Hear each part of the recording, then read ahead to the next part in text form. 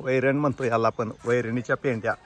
पहिलं आम्ही लहान असताना असा फार मोठ्या मोठ्या गंजा लागायच्या, पण आता हे मी बऱ्याच वर्षातून माझ्या शेतातला हा जुंधळ्याच्या पेंड्या बघितल्या. फार बरं वाटलं.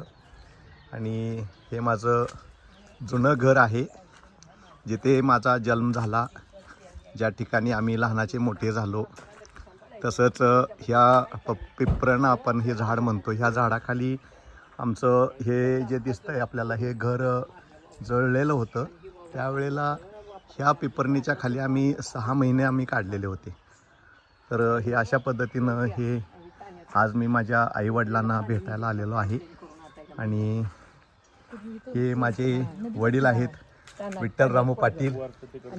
हे मुंबईमध्ये माझ्यासोबत होते, आपण यांना पाहिलेलंच आहे. हे मिसिंग झालेले होते बऱ्याच वेळेला आणि ते आता इकडे गावी राहतात. ही माझी आई आहे.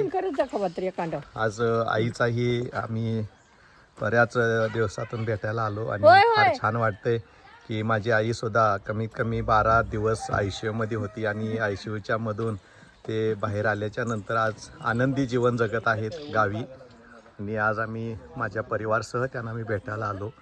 अशा पद्धतीनं आपण ही आपल्या परिवाराच्या सोबत, आपल्या आईवडिलांच्या सोबत, आपल्या नातेवाईकाच्या सोबत जेवढा वेळ भेटेल तेवढा आपण व्यतीत करावा.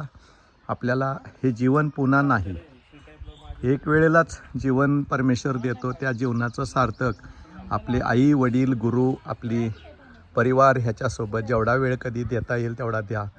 परत नाही येणे ह्या जीवनामध्ये आपण आलेलो आहे.